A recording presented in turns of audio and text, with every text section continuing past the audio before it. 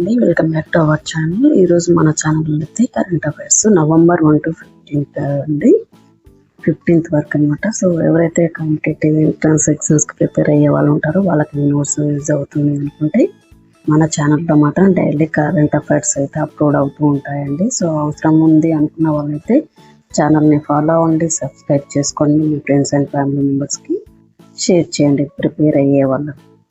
So ముందుగా నవభారత సాక్షరత కార్యక్రమం అంటే ఉల్లాస్ కింద దేశంలో పూర్తి స్థాయిలో కార్యాచరణ అక్షరాస్యతను సాధించిన 5వ రాష్ట్రం లేదా కేంద్రపాలిత ప్రాంతం ఏది? నవభారత సాక్షరత కార్యక్రమం కింద దేశంలో పూర్తి స్థాయిలో కార్యాచరణ అక్షరాస్యతను సాధించినటువంటి 5వ రాష్ట్రం లేదా కేంద్రపాలిత ప్రాంతం ఏది అంటే హిమాచల్ ప్రదేశ్. ఈ ఉల్లాస్ పథకాన్ని విద్యా మంత్రిత్వ శాఖ అయితే అమలు చేయడం జరుగుతుంది. ఈ ఉల్లాస్ పథకాన్ని విద్యా మంత్రిత్వ శాఖ అమలు చేయడం జరుగుతుంది. నెక్స్ట్ వన్ వచ్చేసి ఇటీవల ఒక రసాయన పదార్థం వాళ్ళ దగ్గు మందులో ఉండడం వల్ల దేశంలో కొందరు బాలల మరణాలు సంభవించాయి.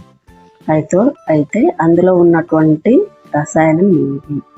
ఇటీవల ఒక రసాయన పదార్థం వల్ల బాలల దగ్గు మందులో ఉండడం వల్ల దేశంలో కొన్ని బాలల మరణాలు అయితే సంభవించాయి కదా. సో అందులో ఉన్నటువంటి రసాయనం ఏది అంటే diethylene glycol, DEG. Next one వచ్చేసి సింక్ ఫీల్డ్ కప్ ఏ క్రీడకు సంబంధించింది? సింక్ ఫీల్డ్ కప్ ఏ క్రీడకు సంబంధించింది అంటే చదరంగం క్రీడకు సంబంధించింది.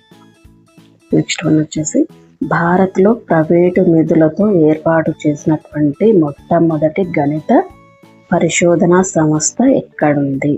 భారత్లో ప్రైవేటు నిధులతో ఏర్పాటు చేసినటువంటి మొట్టమొదటి గణిత పరిశోధనా సంస్థ ఎక్కడ ఉంది అంటే ముంబైలో ఉంది. నెక్స్ట్ వన్ వచ్చేసి భారత్లో ప్రైవేటు నిధులతో ఏర్పాటు చేసినటువంటి మొట్టమొదటి గణిత పరిశోధనా సంస్థను లోధా గణిత శాస్త్రాల సంస్థ పేరుతో 2025 ఆగస్టులో అయితే ప్రారంభించారు. ఈ కార్యక్రమానికి అయితే ఫీల్డ్స్ మెడల్ పొందినటువంటి డాక్టర్ మంజుల్ భార్గవ్ గారు కూడా ఇందులో పాల్గొనడం జరిగింది. భారత్లో ప్రైవేటు నిధులతో ఏర్పాటు చేసినటువంటి మొట్టమొదటి గణిత పరిశోధన సంస్థను లోధా గణిత శాస్త్రాల సంస్థ పేరుతో అయితే ఆగస్టు 2025 అయితే ప్రారంభించారంట. ఈ కార్యక్రమానికి ఫీల్డ్స్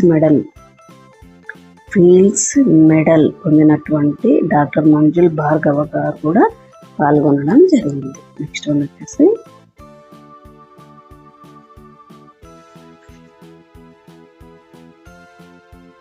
2024-25 ఆర్థిక సర్వే వివరాల ప్రకారం మన దేశంలో అత్యంత సంపన్నమైన జిల్లా ఏది? 2024-25 ఆర్థిక సర్వే వివరాల ప్రకారం మన దేశంలో అత్యంత సంపన్నమైన జిల్లా ఏది అంటే రంగారెడ్డి జిల్లా. నెక్స్ట్ వన్ వచ్చేసి మన దేశంలో మొట్టమొదటిసారిగా పూర్తిగా డిజిటల్ అక్షరాస్యత పొందిన రాష్ట్రంగా ఇటీవల అవతరించినటువంటి రాష్ట్రం ఏది?